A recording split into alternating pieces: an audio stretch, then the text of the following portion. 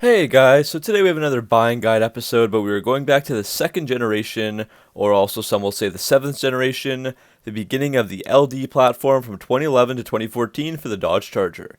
I've done some buying guides in the past for the 2006 to 2010 models, and 2015 and up as well, and more recently year by year, but I've also seen many people ask for this generation, and I haven't done one yet. As the years go by, more and more people start buying these chargers on the used markets as the original owners sell them or trade them in, and I figured that this video could help future buyers choose a model and look at the specs. So we will look at the various models and what they come with, the fuel economy, performance, problem areas, pros and cons, reasons why you should buy the car, and which model is your best bet. Also, as a disclaimer, I won't spend too much time on the current used prices for these vehicles, simply because they are different everywhere, whether you're watching across the US or in Canada, and they're constantly fluctuating, so it's very difficult to say exactly what would be a good deal, given that each market is quite different. Anyways, let's get into it. With this car, Dodge attempts to change the idea that American cars are cheap, flimsy, and incompetent. The Charger is a proud American muscle sedan, powerful and athletic, available with rear-wheel drive or all-wheel drive, and a brawny Hemi V8 engine if that's what you want. It also doubles up as a roomy 5-seater with a newly furnished interior and advanced technology. So first, to get the best understanding of the Charger, we have to look at the different available models. There are 4 main trim levels with some sub-trim options as well. 2011 was a bit of an odd year, some models were simply called base, and there were no V6 all-wheel drive or SRT8 models. Some V6 models were also called Rally. Anyways, here's a quick summary chart before we dive into the specs and features of each. We can begin with the V6 models, SE, SXT, and SXT all-wheel drive, where they get the 3.6-liter Pentastar V6 engine with 292 horsepower and 260 pound-feet of torque, and a standard 5-speed automatic transmission. Note that an 8-speed auto was offered for 2011 and onwards as well. The SE price was around $25,495 on its release, and the prices have fallen to around $10 to $12K USD by now. The SE had some standard features like cloth seats, power windows, a small 4.3-inch touchscreen, 6 speakers, LED front cup holders, USB port with iPod control, and a push start button. The SXT was more expensive, around $28,000 or $29,000, and these are now found in a similar price range as the SE. Many of the feature upgrades are minor but still noticeable, like dual zone climate controls, LED interior lights, fog lights, heated front seats, a much bigger 8.4-inch touchscreen with 8-speaker audio system, and 12-way power driver's seat. Now if you're looking for a V6 model, no doubt you should really consider the SXT over the SE, because all things equal, the SXT is almost always more loaded with better features, and the depreciation has shrunk the price gap between these two to where they're almost equal. Now, a few things about the V6 models. Starting in 2012, SXT all-wheel drive models were offered.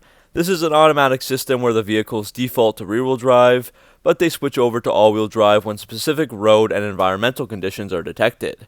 So the system would start by default in rear-wheel drive, with 100% of the torque going to the rear wheels like a regular Charger. And if triggered by the events on screen now, the system would automatically shift to all-wheel drive, sending around 38% of the torque to the front wheels. Another thing, the 8-speed automatic transmission became available on the V6 only models starting in 2012 as well. Not all models have it, some still have the 5-speed, but definitely opt for the 8-speed if you can, as it improves performance, improves fuel economy by at least 3 mpg on the highway, and contributes to better overall drivability. Now the first V8 models of the RT and RT all-wheel drive, these came with the 5.7-liter Hemi V8 that delivered 370 horsepower and 395 pound-feet of torque, with a 5-speed automatic transmission only for this generation. No 8-speed was offered on any Hemi model until 2015. One important note here, the 5.7-liter Hemi V8 is supposed to take mid-grade gas or 89 octane. The RTs began around $30,000 back in the day, and prices are now between $15,000 to $20,000 on the used market. There's not a whole lot of features I would add on to a loaded SXT, aside from some different wheels, and you're really paying for that Hemi engine. There was an optional RT driver confidence group that added some safety features, like blind spot monitoring, a rear backup camera, and rain sensing wipers. The RT models did have some special editions. Just to name a few, there was the 2011 Mopar 11 limited to 1,000 copies, and the 2013 Daytona with just 3,000 of those. The top of the line model was the SRT8 and SRT8 Super B, both of which came with the more powerful 6.4-liter Hemi V8. that produced 470 horsepower and 470 pound-feet of torque at this time, again with the 5-speed automatic. The SRT8 started at $45,795 back when it was released, and today it's depreciated to around $25,000 or $30,000. Along with the more powerful engine, SRT8's got 20 by 9-inch machine-forged aluminum wheels, Brembo brakes with slotted and vented rotors and 4-piston Brembo calipers, suede and leather seats, a navigation system, special SRT heated steering wheel with paddle shifters for manual shifting, a 2-mode adaptive damping suspension, and a 19-speaker Harman Kardon 900-watt audio system. It's also worth bringing up the Super Bee, which was a limited edition version of the SRT8. It was meant to be a no-frills kind of muscle car. By that I mean that the car lacked a lot of luxury features that the SRT had. It was almost $5,000 cheaper than an SRT, but you got some options taken away, like leather seats replaced with basic cloth, and the large screen with navigation inside replaced with a tiny one and a minimal audio system. There was also a very rare 2013 SRT8 392 edition with just 392 of those. Another thing worth noting is that there were Pentastar V6 and 5.7 Hemi Police or Pursuit models, and as the law enforcement agencies get rid of them, they become available for civilian purchase. Both were rear-wheel drive, but the all-wheel drive was added for just the 2014 Hemis. You can find the long list of standard equipment on screen, as nearly all the features are beefed up over the regular versions, and there's tons of safety features added on as well. An important consideration in any vehicle purchase is the gas mileage numbers, and while the Chargers aren't the most fuel-efficient vehicles and they won't reach 4-cylinder engine numbers, they still do pretty decent for a vehicle that weighs over 4,000 pounds. The SE and SXT V6s with the 5-speed automatic get 18 city and 27 highway MPG. The 8-speed alone will push that up to 19 city and 30 MPG. V6 all-wheel drive models only have the 8-speed, and they have the numbers of 18 city and 27 highway MPG as well. The 5.7 Hemis are rated for 16 city and 25 highway MPG and take 89 octane gas, while the all-wheel drive models are rated 15 city and 23 highway. And all the SRT8s with the 6.4 Hemis guzzle quite a bit of gas, with EPA ratings of 14 city and 22 highway MPG. If those EPA numbers mean nothing to you, I've made a little chart that summarizes how much the annual gas cost would be for each vehicle. You can see there's quite a substantial difference between the V6s and the V8s, and even between the all-wheel drive versions. I've also added a pretty fuel-efficient Honda Civic in there for external comparison. Note that these numbers are calculated with the following assumptions: 15,000 miles driven annually with 55% city driving in the United States, and an average cost of $2.86 per gallon. Now we can take a look at the various performance times for these Chargers. The V6 models have a 0 to 60 time of around 6.4 seconds, with a quarter mile around 14.9 seconds. The RT does 0 to 60 in 5.1 seconds, quarter mile in 13.8 seconds, and has a top speed of 155 miles per hour. The SRT8 is the quickest, with 0 to 60 in 4.4 seconds, quarter mile in 12.9 seconds, and a top speed around 175 miles per hour. Now we can move on to the problem areas. Of course, these cars usually will last a long time, and they have very strong engines and transmissions, but like all cars, some vehicles do have some problems. Some of the common problems as reported through websites like RepairPal.com or CarComplaints.com included shuddering during shifting, PCM and TCM modules needing software updates, failing power window regulator, interior lights malfunctioning, and an alternator that may suddenly fail, causing the vehicle to stall without warning. There was a recall also for that from Chrysler. As for the engines, I'm slowly making videos that are dedicated to each one, part of my Fatal Flaw series, but I'll talk briefly about the issues. The 3.6-liter Pentastar V6 has cylinder head failures on the left bank, containing the number 2 cylinder, mostly on 2011 to 2013 models. It starts as a ticking and then can escalate to the cylinder dropping compression, resulting in misfires, stalling, and loss of power.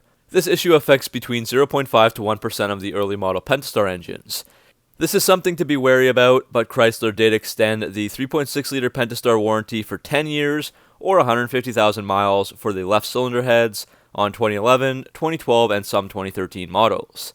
Other known problems with this engine include worn rocker arm bearings, collapsed lash adjusters, and cooling system problems that include clogged radiators, replacing water pumps, thermostats, and oil pumps.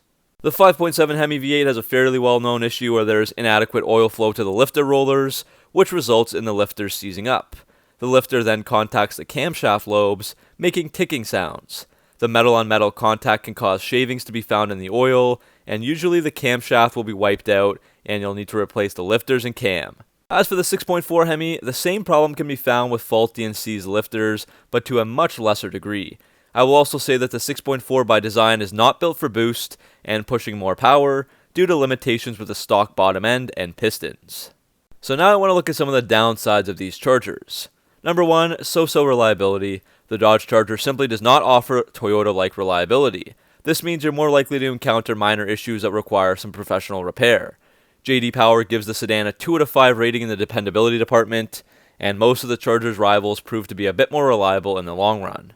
Number 2, no manual transmission. There is no manual transmission offered on any of the models. Some people just love to drive stick, especially in a sports car, so you have to give up the fun of manual driving if you do want a Charger. Number 3 is drivability. The Charger is a very large and very heavy sedan, weighing around 4,200 pounds and stretching out over 16.7 feet long. This can be hard to park in big cities with tight spaces downtown. In fact, the Charger is just as long as some full-size SUVs, coming close in length to the Dodge Durango and Audi Q7. The visibility also isn't great, with very thick front and rear pillars and large blind spots from the sloping roof. And number 4 is the rear-wheel drive. If you live in an area with harsh winters, the rear-wheel drive isn't too great in the snow. It simply doesn't compare to a front-wheel drive vehicle, even if it has snow tires. So you might want to factor in that you will need winter tires, or you can consider getting an all-wheel drive model.